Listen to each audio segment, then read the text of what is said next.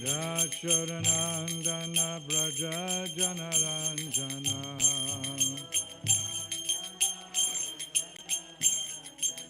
Yashodanandana Braja Janaranjana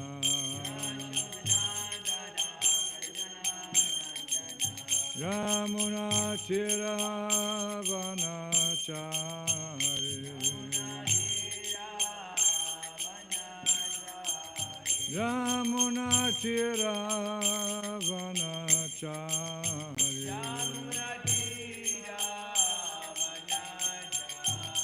Jaya Radha Madhava Kunja Vihari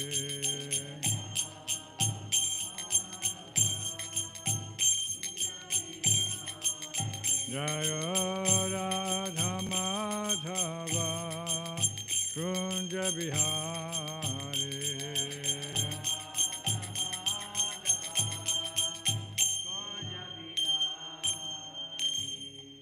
Jaya Om Vishnupad Paramahansa Parivraj Gacchada Satara Sata Shri Śrimad The Divine Grace of Ayacharanavinda Bhaktivedanta Swami Prabhupada Ki Nitya Lila Vishnu Om Vishnupad Paramahansa Parivraj Gacchada Satara Sata Shri Śrimad Divine Grace Srila Bhakti Siddhanta Saraswati Thakur Goswami Prabhupada Ki Ananta Koti Vaishnava Vrinda Ki Namacharya Shri Haridas Thakur Ki Grantaraj Śrimad Bhāgavatam Ki Gaur Premanandi All glories to the assembled devotees All glories to the assembled devotees All glories to the assembled devotees All glories to Sri Guru Sri Gauranga Srila Prabhupada.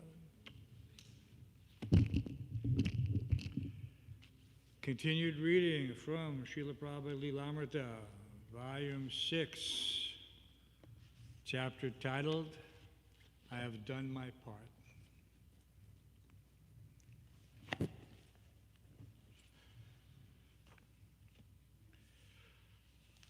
Who here has lived in Vrindavan? You lived in Vrindavan, right?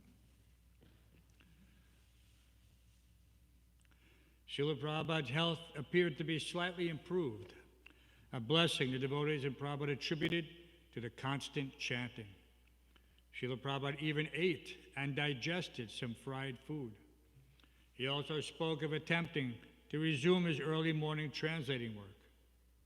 The GBC men, each of whom had pressing leadership and administrative duties within their respective zones, began to feel the need to return to their posts.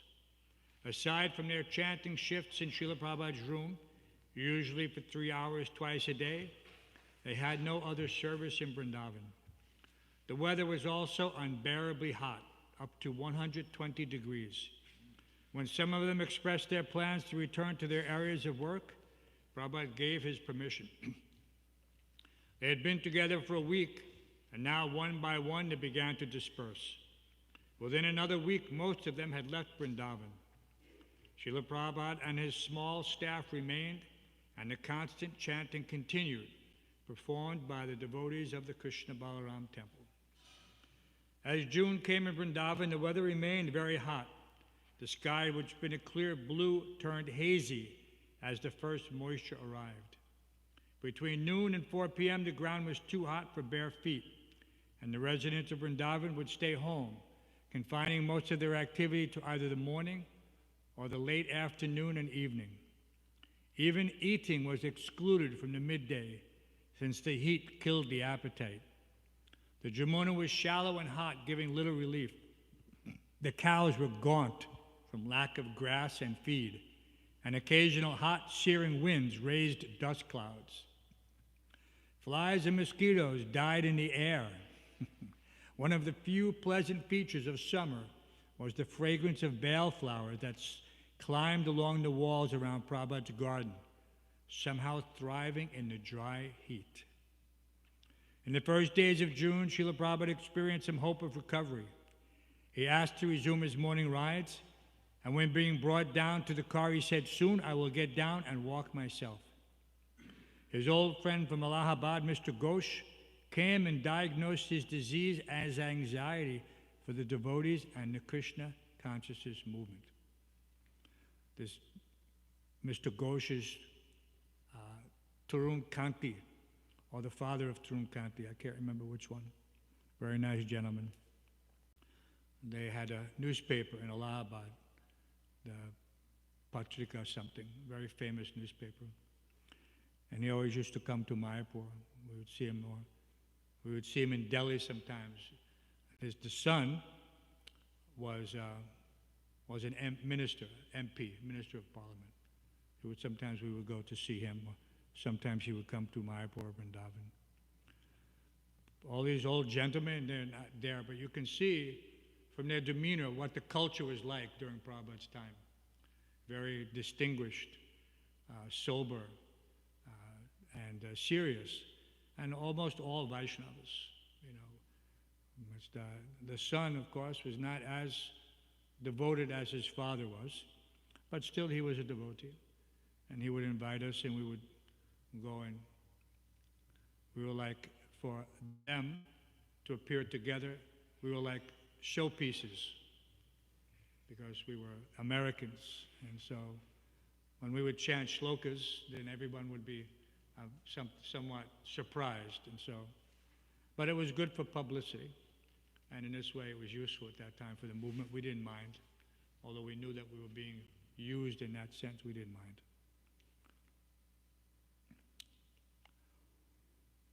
Srila Prabhupada agreed, but he didn't follow the doctor's orders, since they included having his blood pressure checked regularly and taking various medicines and special treatment. But by receiving massages from his servants, he felt he was improving. At this rate, he said he would be all right after a month and a half. But he stressed, I am not leaving Vrindavan until I am well. So this Mr. Ghosh seems to be the doctor of Mr. Ghosh, who was his classmate at Scottish churches.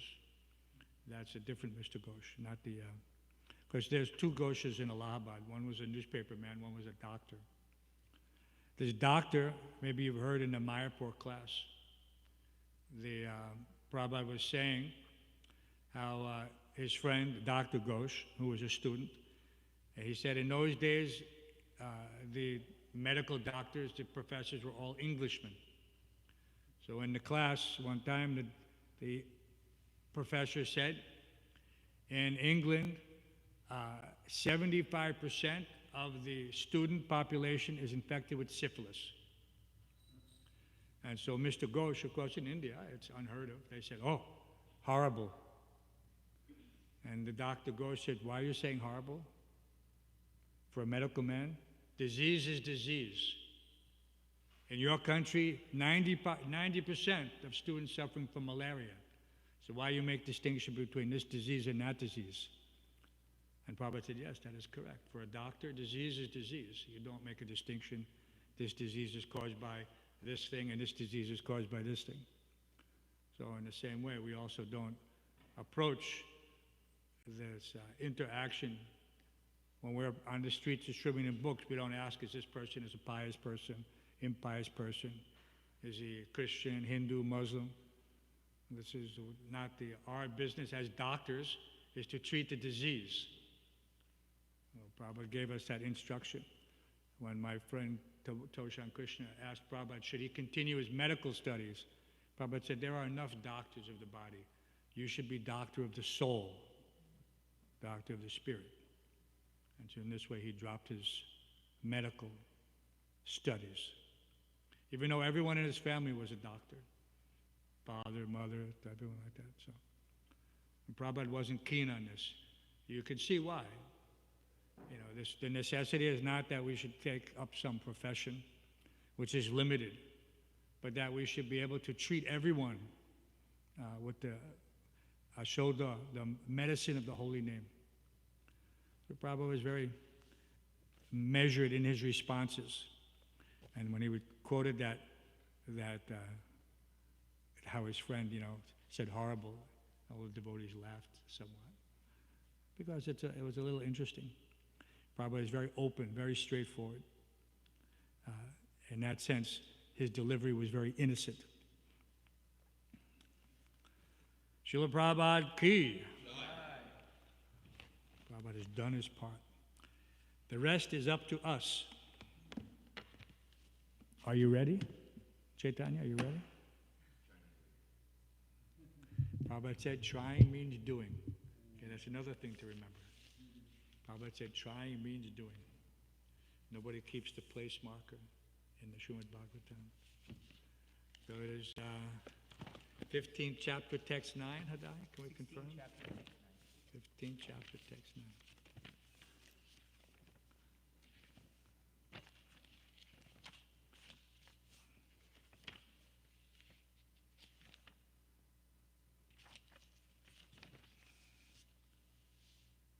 Three 15:9, huh?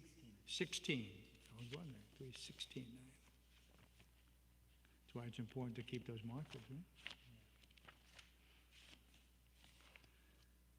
Śrimad Bhāgavatam, reading from Canto 3, Chapter 16, Text 9, Jai and Vijay cursed by the sages. Om Namo Bhagavate Vasudevaya. Om Namo Bhagavate Vasudevaya. Om Namo Bhagavate Vasudevaya.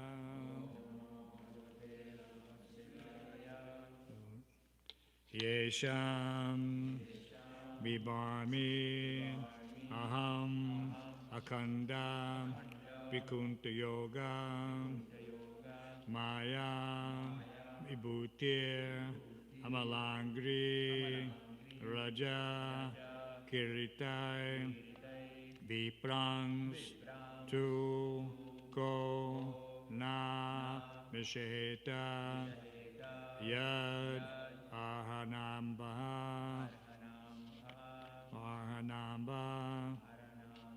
Sadya Punati Saha Chanja Lalama Lokan Yesham Vibhamya Hamakanda Vikunta Yoga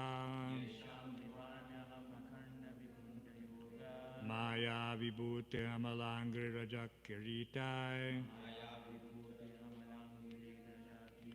Viprang Sukona Vishaheta Yararamba Sadyak Punati Sa Chandralam Lokan. Please chant.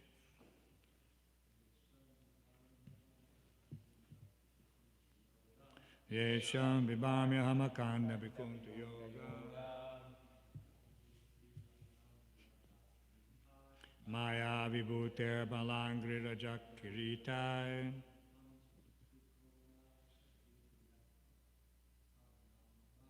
Viprang Tukona Vishaheta Yadharhanamba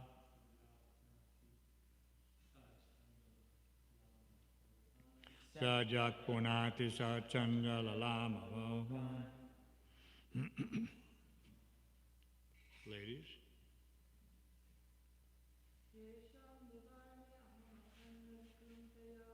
Yesham Vibhamya Hamakanda Vikunta Yoga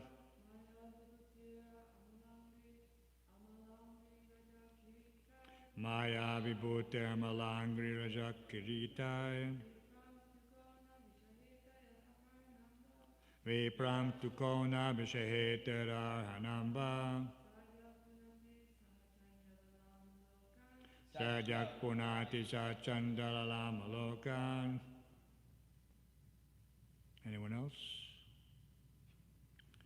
Yesham of the Brahmanas, Bibhami, I bear, Aham, I, Akanda, unbroken, Vikunta, unobstructed, Yogamaya, internal energy, Vibhuti, opulence, Amala, pure, Angri, of the feet, Raja, the dust, Kiritai, on my helmet, Vipran, the Brahmanas, to, then, Ka, who, Na, not, Vishaheta, carry, Yat, of the Supreme Lord, Arhana Amba, water which has washed the feet, Sadya, at once,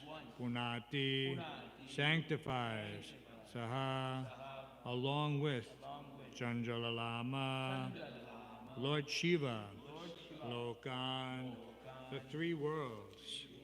Translation and purport by His Divine Grace, A.C. Bhaktivedanta Swami Prabhupada. I am the master of my unobstructed internal energy, and the water of the Ganges is the remnant left after my feet are washed. That water sanctifies the three worlds, along with Lord Shiva, who bears it on his head. If I can take the dust of the feet of the Vaishnava on my head, who will refuse to do the same? Purport. The difference between the internal and external energies of the Supreme Personality of Godhead is that in the internal energy, or in the spiritual world, all the opulences are undisturbed, whereas the external and material energy, all the opulences are temporary manifestations. The Lord's supremacy is equal in both the spiritual and material worlds, but the spiritual world is called the kingdom of God, and the material world is called the kingdom of Maya. Maya refers to that which is not actually fact. The opulence of the material world is a reflection. It is stated in Bhagavad Gita that this material world is just like a tree whose roots are up and branches down. This means that the material world is the shadow of the spiritual world.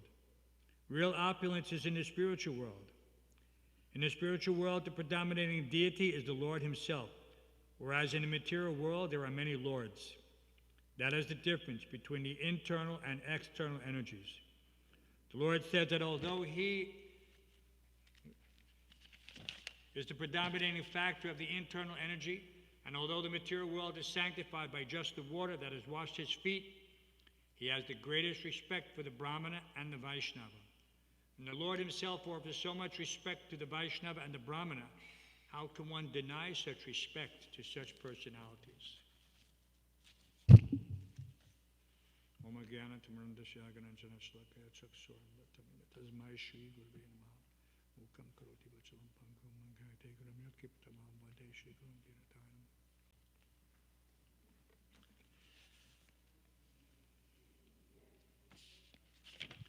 Translation again.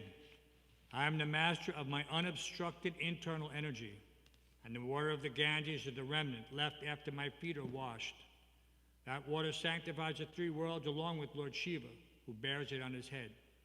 If I can take the dust of the lotus feet of the Vaishnavas on my head, who will refuse to do the same?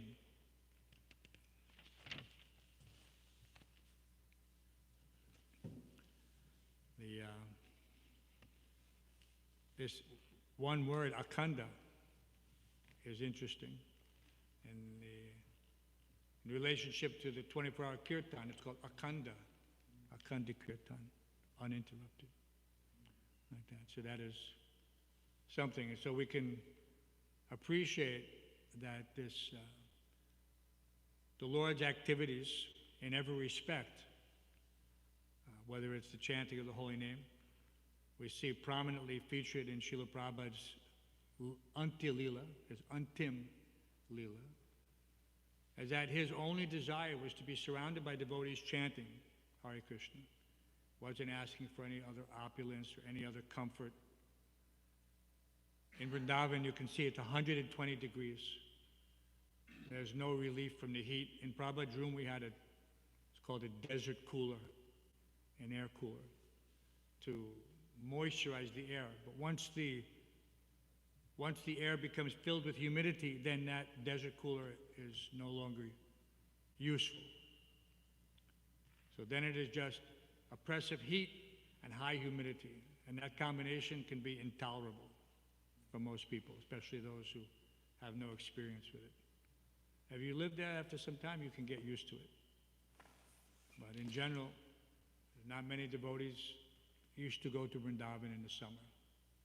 Tour. Nowadays, it's become a little bit more, everybody has AC and this and that, but in those days, there was nothing.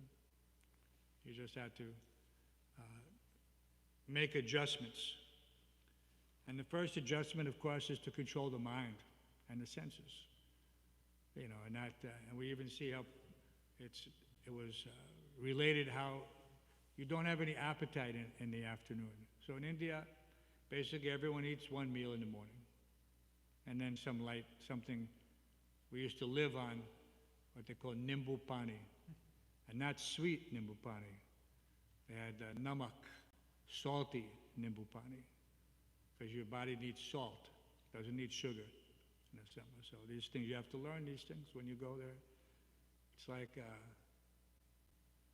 what do they call? Everybody's talking about hydration nowadays. They have to have their hydration, their electrolytes. So you get electrolytes from the lemon and the salt combination. A little pinch of sugar if necessary, but not needed, just to make it palatable. So all these things there, and Prabhupada was, obviously very ill at the time. But yet he wasn't thinking of leaving Vrindavan at that point. He only wanted to travel. And where did he want to travel to? When he was thinking that my health is a little bit better, let me go one last time tour. Where did he want to go? He wanted to go to New York. Could have gone around the other way, because you can fly from India two ways. You can go east or west. You can go to Hawaii, Australia, places like that, Japan. Come to the west coast of the U.S. Or you can go through London to the U.S. So Prabhupada went to London, but he was too sick to continue on. But his desire was to die on the battlefield. He started in New York, and he wanted to leave in New York. And what was his famous request? Anybody knows? You all know, right? You've all read the story. So I would like my samadhi to be on the top of the 55th Street building.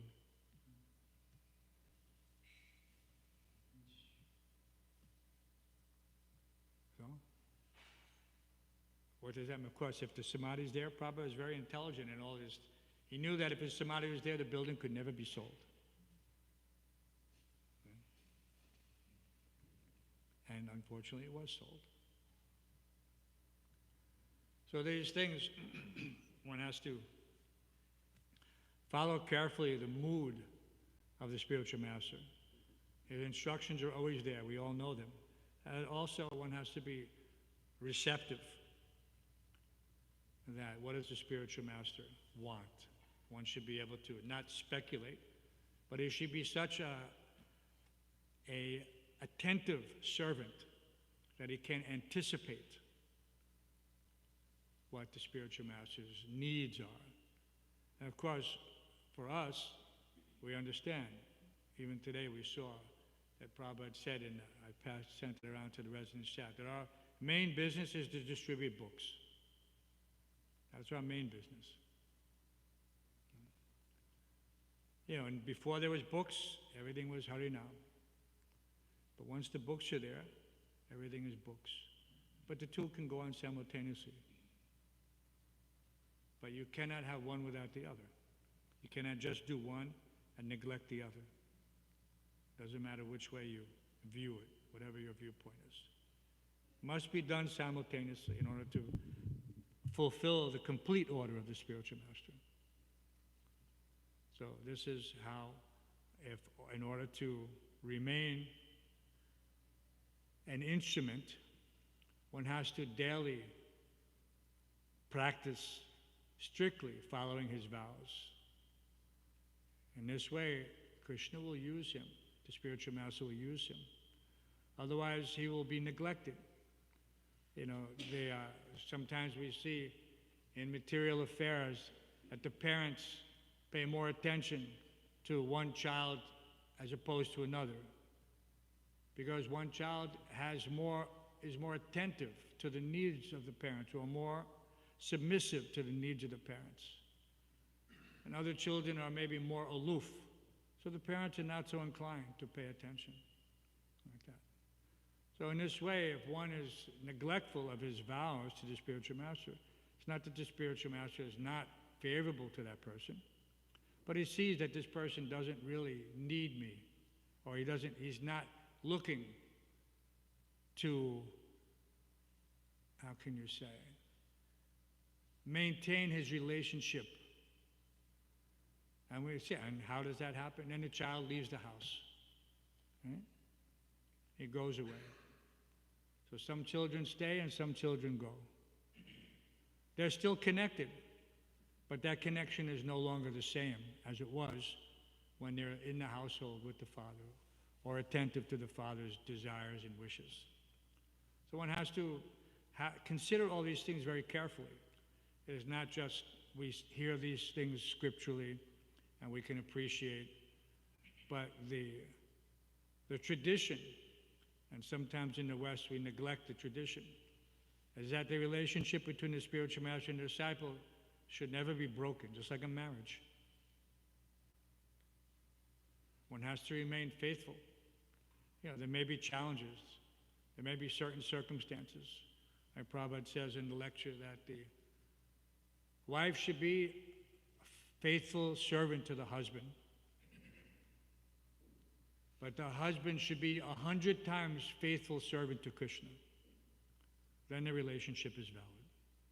Not that the wife should remain faithful to a husband who is not faithful to the spiritual master and Krishna. Right? So then otherwise there's no basis for that relationship. These relationships are not based on some material calculation, comfort, concession like that. They should not be. If they are, then that's a miscalculation. Okay, but it should be the same as the relationship with the spiritual master. It should be based on this love and trust. And when that's there, then automatically there's reciprocation. And we see that. That the father is naturally inclined to give the son and the daughters everything. He doesn't care for it. Whatever wealth he's accumulated, he's ready to give. So why the spiritual master and Krishna would not be so inclined? They are.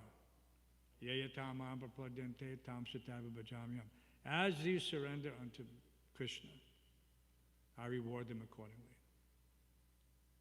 Such a simple axiomatic truth. Doesn't require much explanation. But one has to take it to heart, not just read it superficially. And, he has to live these verses. He has to live them. And then he will get the results. Not that we were discussing last night at Second Avenue class, not that just one aspires to be intellectually equipped in order to conduct oneself officially in some capacity, like many devotees have this tendency to want to make money by performing sacrifices or yajnas or samskars. Or they say, oh, this is the work of the brahmanas. No. The work of the brahmanas is to serve the spiritual master. If one is a grahasta, he should figure out what is the best way to serve the spiritual master, and then everything else will come automatically. If he tries to do it the opposite way, no, let me make money and then I will serve this. No. That is the wrong thinking, as Prabhupada would describe. And, this is, one can see where is that success lies, even in the pages of the Chaitanya Charitamrita. Many of these disciples and associates were grahastas. Most of Chaitanya Mahaprabhu's followers were grahastas. But you don't read anywhere, except maybe Kolavecha Sridhar. And what was he doing? He was knitting plantain leaves into cups and plates. You've seen them. If you go to India, you eat on a plate and it's put together with twigs. You stitch it and you have a plate. So he was doing that on a certain type of leaf. They say plantain leaf, but plantain means banana, so I'm not sure if they... But we've seen it also like that, banana leaf plates. And he was giving whatever he made 50% to the worship of Mother Ganges. And 50% of nothing is practically nothing, because that's how much do you make by selling these plates? Nothing. Insignificant. But he wasn't worried, because he had full faith that Krishna would take care of him. Full faith that Mother Ganges would take care of him. So one has to have this level of faith. If he doesn't have it and he thinks, no, I have to do this, I have to do that, then everything else related to his spiritual life will be neglected in proportion to that endeavor, separately from trying to serve the spiritual master and Krishna. This is just a simple calculation. Anyone can confirm this. That to that extent, Why does Prabhupada use that term, cent percent? You know what cent percent means? It took me a while to figure it out because we used to hear Prabhupada on the lectures. In America, nobody uses that term. I'm thinking, what does cent percent mean? It wasn't until I came, because I was reading before I moved into the temple, listening before I moved. When I moved in, one of the first questions I said, what does the cent percent mean? I said 100%. So when Prabhupada says cent percent surrender, that's what it means.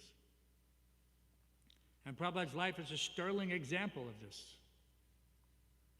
We know that he is pure devotee. We know that he's not an ordinary jiva in the sense that he's empowered. All jivas are empowered, but not all act, to please the Lord, to access that empowerment.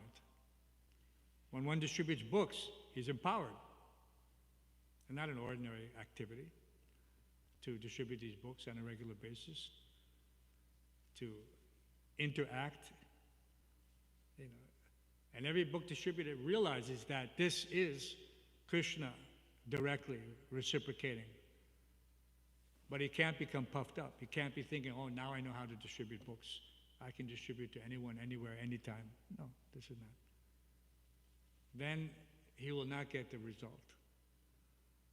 Because he will think that he's acquired some material talent. He will say he becomes puffed up. But if you just remain with that simple attitude of being an instrument, nimitta matram bhava savyasachin, then automatically everything will come. So you see in Prabhupada's life also, when he was thinking, this is horrible. I have to take sannyas. My spiritual master is ordering me to take sannyas. Even up to the point where he said, and it's a little bit funny because Prabhupada said, I will take sannyas when Muni takes sannyas. And Muni was his older godbrother, much older than him. Prabhupada was 69 at that time, right? A little earlier. 19, so he took sannyas in 59.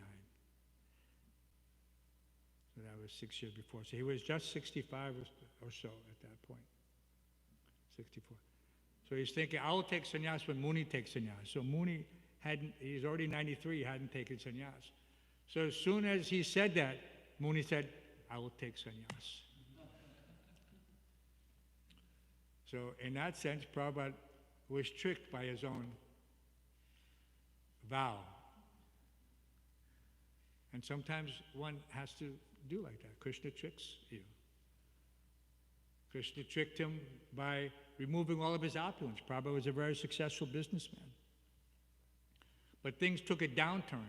And when it took a downturn, all of his friends and family abandoned him. Why? Because he was no longer providing. We see it all the time. You can't give them the same level of comfort and luxury that they're accustomed to. So then they begin to become somewhat displeased, to put it mildly.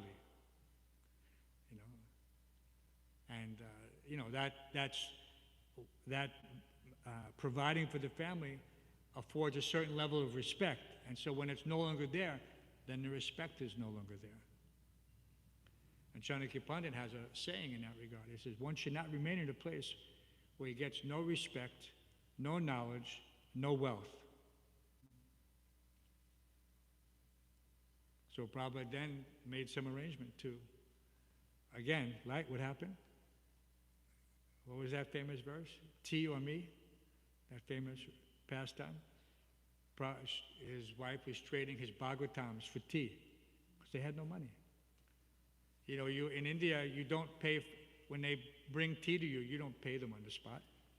You have a bill, and at the end of the month, you pay. Every morning they bring you tea in these little cups, clay cups, cooler cups. They go around to every neighborhood. Nobody's making tea in their house. The guy comes, he brings the tea, he fills up your container or whatever, like that. So that's how it's done. And at the end of the month, you pay the bill. So at the end of the month, there was no money. Prabhupada's business was failing. The wife wasn't ready to give up her tea, so she wanted to trade Prabhupada's Bhāgavatam. So then Prabhupada gave that instruction. Tea or me? And she said tea. So Prabhupada left.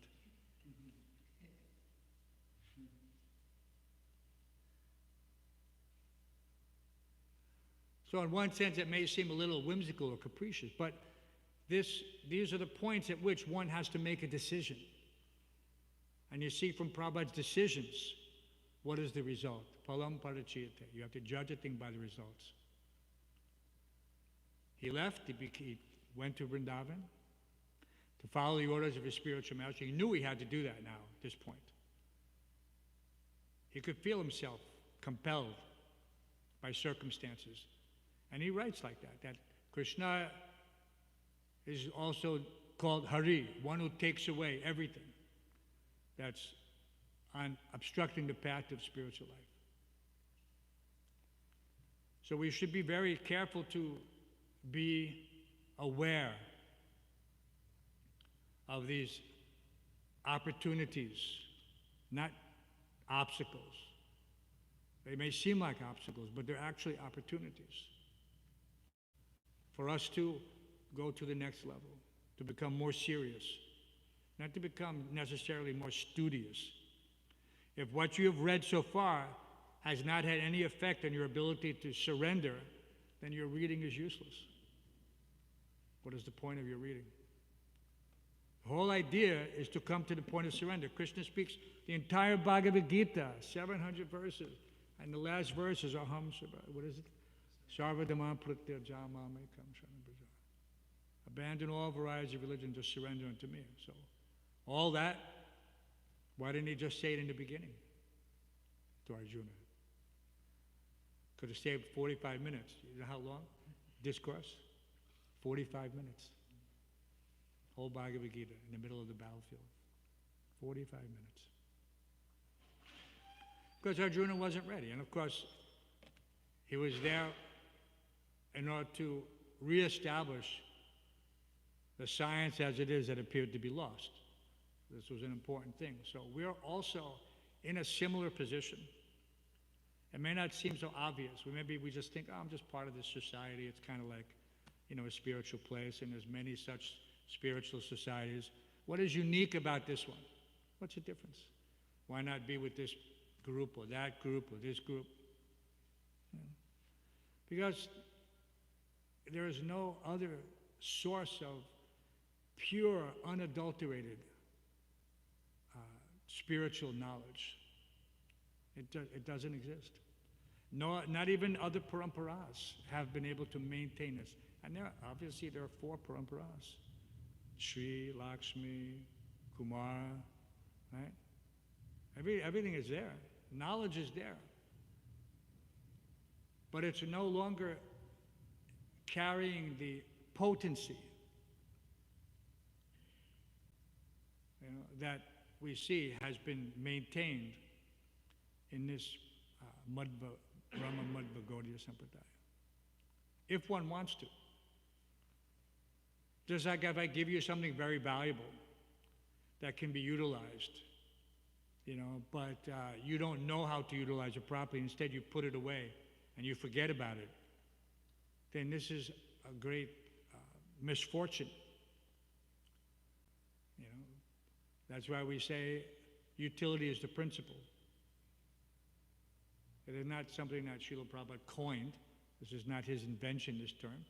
It is a common thing. Books are the basis. That is us.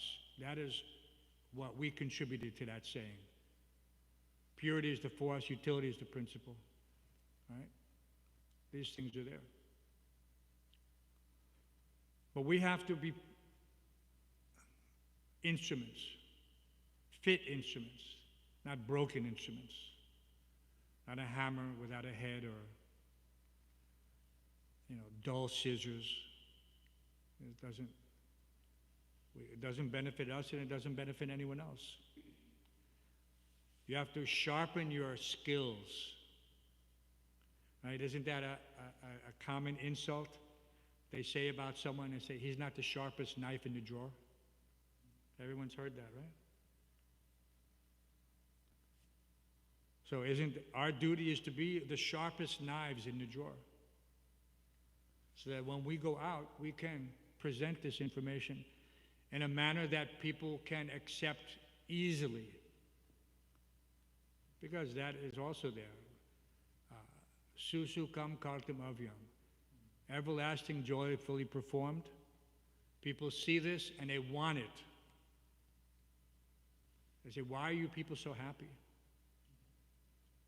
Because we have knowledge, pure knowledge, coming direct, without any break, unadulterated. And you could even show them that verse. It is the purest knowledge, because it gives direct perception of the self by realization. It is the perfection of religion. Nobody else has that. You know, in the Kumaras we see, they're seeing Krishna. They were impersonalists. They're impersonalists. But Krishna had exhibited favor upon them by presenting himself in his most beautiful form of Narayan. Right? And so they got to see the lotus feet of the Lord. They weren't concerned about any other part. The description is there, but you see that their focus was on the lotus feet of the Lord. So this is also our focus as well. We're not concerned about, getting any specific boons for liberation or unlimited material or unlimited pleasure, whether you consider it material or spiritual. We don't. Why aspire for that? Those things which you can have in any form of life. The dog thinks he's experiencing the highest level of material happiness. He can have sex anywhere, everywhere, anytime, any place, no problem, right? Isn't that in the material world? Isn't that the materialist's most fervent hope, to be able to have unlimited sex anywhere, anytime with anyone? That's what he's thinking.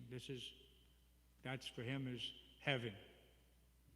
And we see many religions present that as heaven, because they don't know any better. We don't condemn them because of their ignorance, but yet we have to understand the relative nature of these sub-religious principles, and not be fooled into thinking that these things are okay. If I can't make it as a devotee, maybe I'll just go back and become a Hindu again, or a Christian. It's close. I still celebrate Diwali, all these other things. Puna mushtaka bhav. Again, become a mouse. So we have to strive with knowledge, because we're hearing regularly from the Bhagavad Gita and the Śrimad Bhāgavatam, armed with knowledge, stand and fight. Tada rajas tamo bhavo kama lobhadayasche. We see that one rises, he elevates himself through the various modes up until the platform of pure goodness, at which point then one can actually see Krishna. He cannot see Krishna unless he's on that pure platform. And any realization we have of Krishna now is only because we're approaching the level of goodness without any ulterior motive. So without any ulterior motive, whatever goodness we have achieved will give us some glimpse of that Shuddha Sattva platform. We will experience it, not by the direct darshan of the Lord, but by appreciating the deity form of the Lord, by appreciating the philosophy in such a way that it has a positive impact on you and everyone else you meet, that you're no longer attracted to any material pleasure. This is how you know, right? You don't have any taste for it. Inferior taste. Right? Teaching such engagements by experiencing a higher taste. He is fixed in consciousness. What's that sloka? Hadaya? Nirasida. Rasavajam raso pyasya paramjasvanavartate. Paramjasvanavartate. So if he's not getting this higher taste, then he needs to consider what should I do in order to invoke Krishna's mercy? Right? Surrender. Yayatama papadente. Manmanabhava madbhakto. Always thinking of Krishna, engaging in the service, bowing down before him. We're doing all these things in the temple. But they have to be done purposefully. Purposefully, not mechanically. Sometimes, I'm guilty. Come in the temple room, pay my obeisances, and in the nectar devotion says one should offer his obeisances to the spiritual master out loud. But sometimes when I come in, I kind of like mumble through it. Because, I've in and out 4 or 5 times, so you're doing it quick. You're doing the short version. But we should be conscious of the fact that there is a time and circumstance for everything. And that one should not be neglectful in ordinary circumstances. There are circumstances, when you have to be quick. Something's missing from the artique tray. Okay, you do the needful. You don't worry about the exact formality. Because Krishna knows in your heart that you're doing this not out of neglect, but out of purpose. So we should be very conscious how Krishna is seated in the heart. And he knows every living entity's desires. He's there. And if we forget that, then gradually our ability to perceive Krishna philosophically, intellectually, tangibly will diminish. It will be removed. Just like it was given, it will be removed. Don't think that this is something. Nahabhikramanasasti means yes, there's no loss. It's in the bank account, but it's like your assets are frozen. Sometimes that happens. The bank tells you your account is locked. Too many attempts to log in, or somebody stole your card. Somebody stole your punya. And now you can't access it. Somebody else has it. So we have to be careful that it's all sitting there, but I may not have access to it when it's required. Because Krishna's forgetfulness also. And we don't want that.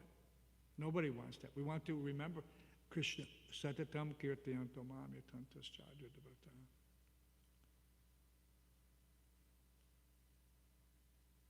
So we should always be chanting one way or another, at every opportunity. Whenever there's a blank space, it should be filled with the holy name. And we have these blank spaces all the time, on a regular basis during our day. And the mind immediately wanders off to 50 years ago. Vishnu John Maharaj used to call it impure reminiscence. Impure reminiscence. And all of a sudden a channel from 1969 comes on in your mind. Where did that come from? Came because somehow or other the holy name wasn't there. The mind is always going to be filled with something. That's the nature of the mind. Always there'll be something there. So we have to continuously endeavor to fill it with Krishna's, Shravanam Kirtanam Vishnu Smaranam. So today we have the great, glorious opportunity for Maha cleanup in the kitchen. Such an ecstatic opportunity. We should all be very grateful that this has been arranged for our engagement.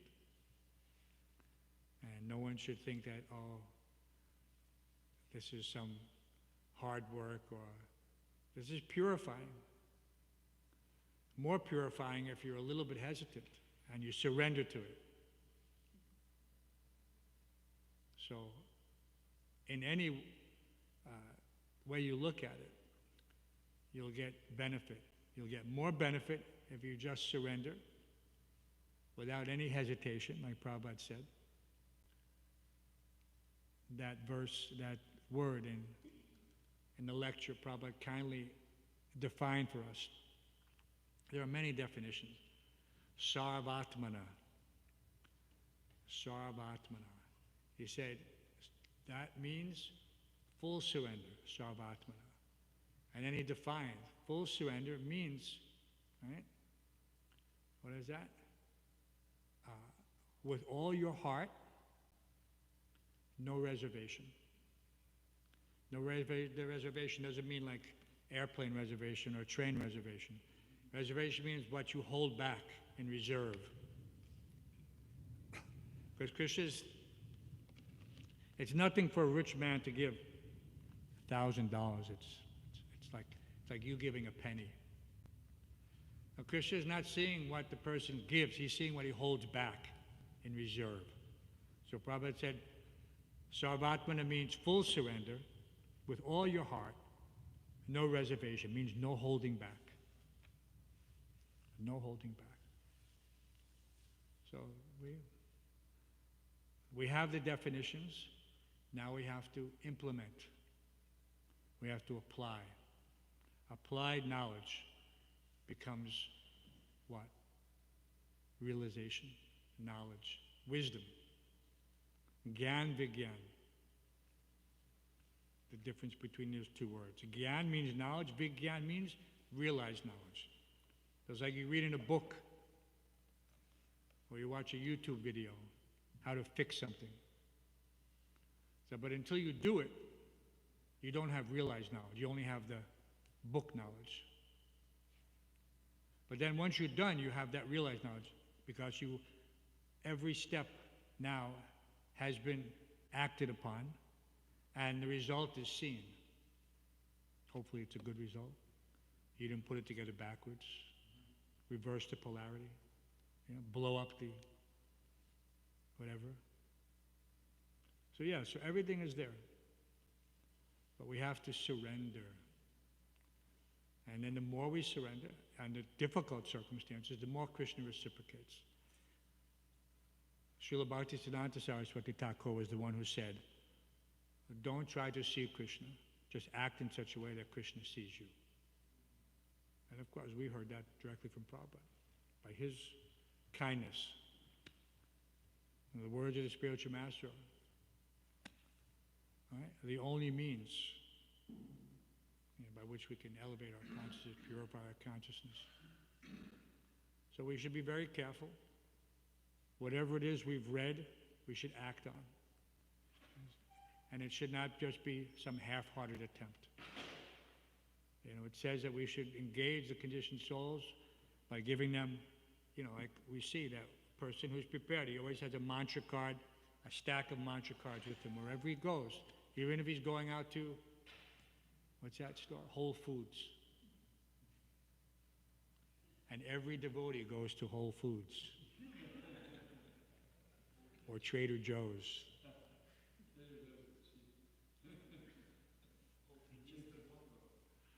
Mr. Mango. So everyone should always have cards to distribute with him. And then Krishna will automatically send people to take those cards. This is our duty. We're just like the mailman. We have all these letters. They're addressed, how are they addressed when they don't know who it is? To such and such or current occupant. They don't know. In an apartment building, there's 200 mailboxes. And people move out all the time. So the mail is addressed to this person, but that person may not be there. So they have it addressed to him or current occupant. Current resident. So all of these people, they were all somewhere in spiritual life previously. We all know that. These spirit souls are coming down from a very elevated platform. Unfortunately now they may not, we don't know at what stage they are. Are they on their way up or are they on their way down? But our duty is to intercept them and break the chain of samsara and give them what no one else can give them. Give them the holy name. We give them the best medicine and start them back on their journey back home, back to Godhead. So because we have nice Maha cleanup, we don't want to have any extended questions. We have time for one question. Yes. Hare Krishna.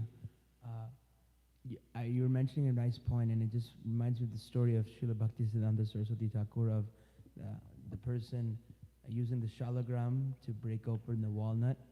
I was just thinking that there's another verse in the Bhāgavatam, akama sarva kama moksha kama udharati tivrena bhakti yogena, that even if you have all desires and no desires, you should also perform bhakti. So people who are materially motivated to perform bhakti, how do they balance? Is it that they are not on the? Is it okay that they're not on the level of pure devotional service in the beginning, and then get to the level of pure devotional service by practicing this mixed bhakti? Unless one comes in contact with pure devotional service, he cannot expect to achieve pure devotional service. You know, everything may be there externally. You know, if you go to the best built temples in the world are what? Swami Narayan. Most elaborate architecture. It's such detail, it's difficult to imagine the level of attention and craftsmanship necessary to execute this. And everybody works, but they're only working on building a building. They have no deity worship. They have some statues, but there's no actual devotion, nothing, not even a hint. When you go to there to tour the temples, they only talk about the building. They have some days, they say, oh, yeah, we know that Swami Narayan's God because he walked around India barefoot 8,000 kilometers, stood on one leg for 3 months. There's no scriptural reference, anything like that. And it's not emphasized also. They don't really emphasize his divinity because you can tell they're not really convinced in that respect. But they have a nice situation, and they distribute quote-unquote prasadam. It's a big business, huge business. And they got the idea. Anybody know how they got the idea for building those big temples and nice things like that? New Vrindavan. Some of their people, their big shots, went to New Vrindavan in the very early, late 70s, early 80s, and they saw that, oh, we can make a business like this, you know? Because the devotees were basically showing off the palace. You know, they were showing off the architectural achievements. You know, and Prabhupada was a secondary, you know, point of interest inside the building, even though it was called Prabhupada's Palace of Gold. You know, but yeah, everybody was interested in the craftsmanship. So they picked up on that and ran with it. Now they have the most beautiful temples in the world. The same people who built all these Swaminarayan temples also built the Prem Mandir in Vrindavan, which is obviously beautiful on the outside. But it's the same thing, hollow, without any spirituality really on the inside. You know, it's just the same thing, it's all for show. It's like you go to Las Vegas and you have Cirque du, what do they call it? Cirque du Soleil. It's just a performance. They have people hired and they wave the lamp and things like that, but they're nothing. So we should learn from them how not to devolve into such a situation where these temples simply become a place where, you know, somebody's just ringing the bell. You know, because that's the absolute sign of the neophyte, is that they have no other understanding. And they're just performing the ritualistic activities, which technically benefit no one, not even the person who's ringing the bell. You know, because he's condemned in the human form of life to remain a kanishta, a neophyte. Just like if I tell you, you have the potential to become the CEO and make millions of dollars, but you think, no, I'm just going to stay here in the mailroom, you know, bring coffee to the other workers. No. So the potential is lost. The human form of life is all about potential. You know, we should be compassionate, like Prahlad Maharaj and others in our line, who saw that this despicable condition of the living entity in complete illusion, right? Matyana Krishna Paratak Svatava, Vitobi padyeti grahavatanam. Adanta gobir vishatam tamisham punak punaschavata chavananam. He's simply chewing the chewed, and nothing is getting him out. He's going, and just like you see these people, they're going to conferences. What do they call? What's the big buzzword now? Wellness. So if you can hold a seminar on wellness, there's thousands of people come and pay you money for you to tell them how to become well in your own speculation. Just say anything. People are so willing to be cheated because they want wellness. They just don't know where to go. But we're here. We need to make sure that they get here. We need to flood New York City with mantra cards and prasadam and the holy name. And this place should be packed every Sunday and every Tuesday and every day from 12 to 3 downstairs at Govinda's. Should be packed. Should be lines. When I had the restaurant on 55th Street, we opened at 12 noon. Very special arrangement Prabhupada gave us. That, because, you know, the offering goes on. At that time, Artika is 12 o'clock, not 12:30 or 1 of them. Artika is at 12, so the offering is at 11:40. And then the plates come off the altar. Prabhupada said, you only have to transfer one item. You know, and then you could open the doors. So we would just transfer the water, you know, from the plates. Because we cooked the offering for the deities. The restaurant menu was the Raj Bhoga. So that was, I know other things, you know, the sweets are not, we're not offering the sweet, but the sweets are just like here. You take them out of the fridge and you put them on the plates. So they were actually eating what was directly offered to Govinda for $1.99, all you could eat. $1.99, all you could eat. And we were surprised. And Prabhupada said, no, $1.99, all you could eat. And Prabhupada was a genius, of course. He was an expert businessman. So, because the doors didn't open till 12 o'clock, the restaurant was downstairs like here, in the elevator lobby, outside the double doors to the restaurant. And the line, and so there was a certain amount of people who could fit behind those doors. And up the stairs and out the door was a line waiting for us to open the doors downstairs. And when we would open the doors, all these businessmen and women in their suits and high heels would run to the line, run to the front of the line, because they only have 30, 45 minutes to eat lunch. So that's why we were very prompt. 12 o'clock, the doors open. Literally, they would run to get first in line and to get down. And we were very efficient. And it was very, very easy to, and so many people had taken prasadam. And we used to get write-ups all the time in books and newspapers. We had the best cooks, Vishnu Gadam, Mataresh, amazing cooks, you know, and bakers, you know, and bakers, everything was there. So the potential is unlimited. We're still a little bit off base because of COVID and shortages of manpower and things like that. But we should not be complacent. We should always be striving for the highest standard, highest possible standard, not just to, you know, get something to put on the line and serve it out. No, the highest standard. Okay? Ready to Maha cleanup in Radha Govinda's kitchen? Yes, Dhenukari Prabhu. Why don't we make the Maha cleaning of the Sunday feast on Monday? Well, because, well, yes, because this is also preaching. Depending on who's coming in to clean your kitchen, it's your congregation members. If they come in and find your kitchen dirty, then they think all of you are dirty. And then it goes out to the community.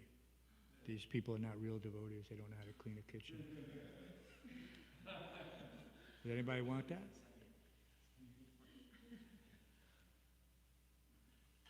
We have a duty and an obligation to leave, to make everything as suitable as possible for the next person, not to be trying to make shortcuts. So it should be spotlessly clean.